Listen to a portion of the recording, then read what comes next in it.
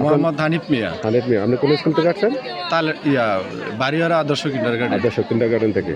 আচ্ছা স্যার, আমাদের এই তালেশ্বর প্রগতি সমাজ কল্যাণ সংঘ থেকে আমরা যে বৃত্তি পরীক্ষাটা নিতেছি, হ্যাঁ, এই সম্বন্ধে আপনার অভিমত প্রকাশ করবেন, আর ভবিষ্যতে আমরা এর সাথে আরও কি ইমপ্রুভ করতে পারি কিভাবে, বা আরও আপডেট কিভাবে করতে পারি, ওই সম্বন্ধে আমাদেরকে একটু ধারণা দেবেন।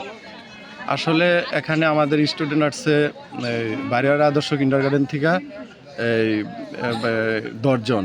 তো এখানে এসে পরিবেশটা খুবই ভালো লাগতেছে এবং অনেক পরিবেশ সুন্দর লাগতেছে এবং এই গুছানো জিনিসগুলা খুবই ভালো লাগতেছে। এখন ডেভেলপমেন্টের জন্য আরও মনে করেন স্কুলের যে সংখ্যা আছে আরও বাড়াইলে ভালো হয়। বিভিন্ন আরও যেমন কুমিল্লা, তারপরে হলো চাঁদপুরের এরকম থানা লেভেলের পর্যায়ে যদি আরও দূরবর্তীতে স্টুডেন্ট আসে তাহলে আরও যে পরিবেশটা দেখে গেল এবং আরও সুন্দর দেখায়। এবং আপনাদের এই কমপ্লেক্সের সুন্দর পরিবেশ এবং অনেক গুছানো জিনিসগুলো আমার খুবই ভালো লাগছে। এবং আমাদের অভিভাবক যারা আসছে, এই অভিভাবকরাও অনেক গর্বিত এবং সুব্যবস্থা করছেন এবং ওনারা খুবই আনন্দিত। আচ্ছা স্যার, তাহলে শিক্ষার পাশাপাশি এরকম বৃত্তিমূলক ছাত্রছাত্রীরা আরও উৎসাহিত করে এবং সাংস্কৃতিক অনুষ্ঠানের মাধ্যমে শিক্ষার আরও প্রসারিত হয় এবং ডেভেলপমেন্ট হয়।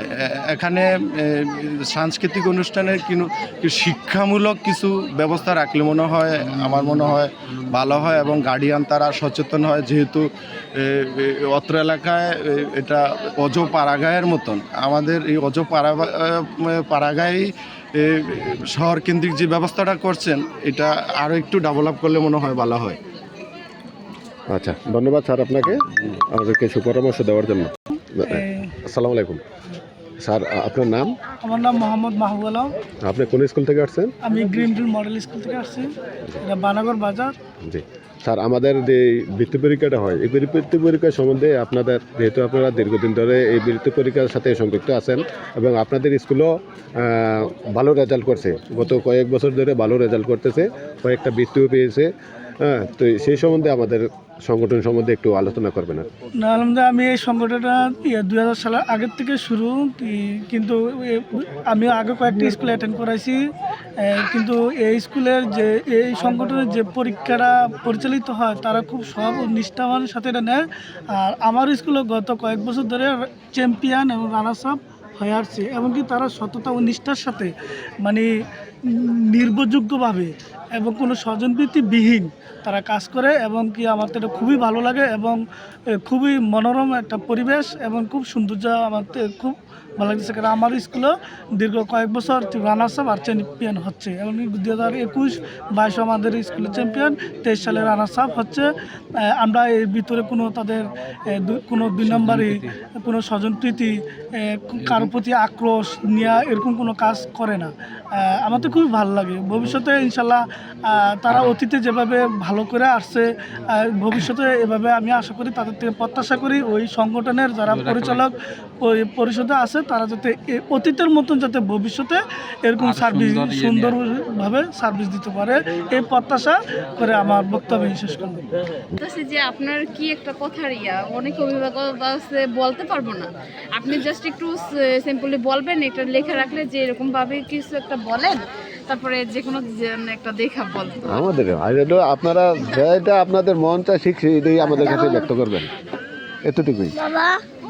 আসলে আমরা আমাদের যে পরিবেশটা বা আমাদের যে এই সংগঠনের লোকজন যেভাবে পরীক্ষা নিতেছে, এতে আপনারা কেমন কি অনুভব করছেন?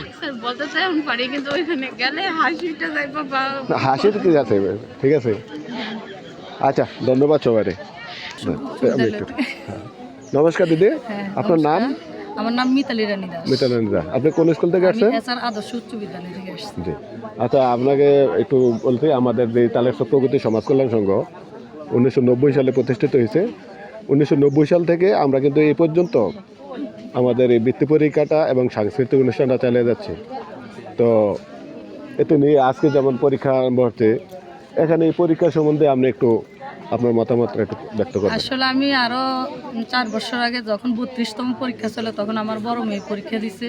আমি তখনই আইসা আমার খুব ভালো লাগছে যে আপনাদের যে শৃঙ্খলাটা, এটা আমার খুবই ভালো লাগছে। আর তাছাড়া একটা বিষয় হয়েছে যে আমার বাচ্চা এখানে আইসা বৃত্তি পাইবে, ওইটা আমার জন্য মানে বড় কথা না। ও যে আইসা এখানে একটা সাহস সঞ্চয় করছে, ওইটাতে আমি মানে খুব, এইভাবে আপনারা যদি প্রত্যেক বছর নেন, এটা চালিয়ে যান, মানে এটা আমাদের সমাজের জন্য, আমাদের বাচ্চাদের জন্য, সবার জন্য মানে মঙ্গলজনক।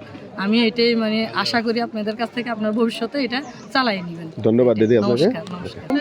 ওয়ালাইকুম আসসালাম। আপা, আপনার নাম? আমার নাম লাকি।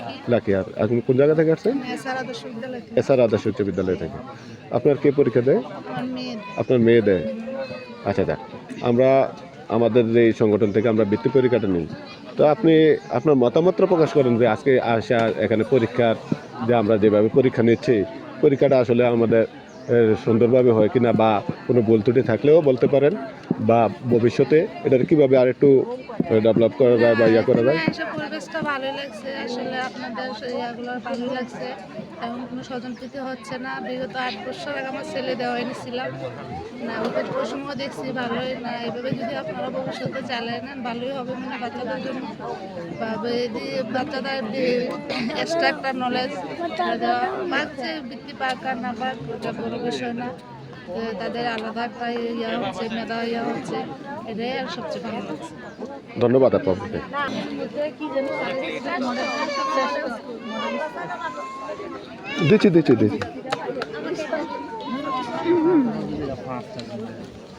দিচ্ছি। রামু আসুক, রামুর সাথে বলো।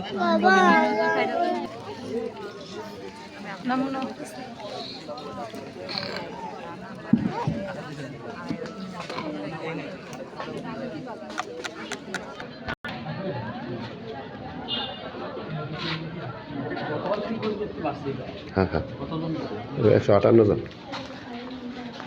আরে একবার অন্ধকার হয়ে গেছে।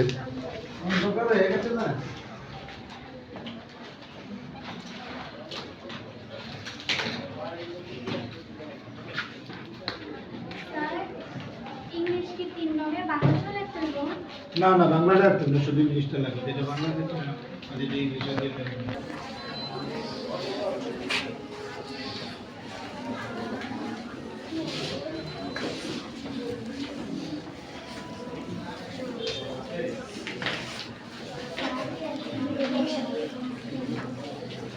হ্যাঁ, গুড আফটারনুন।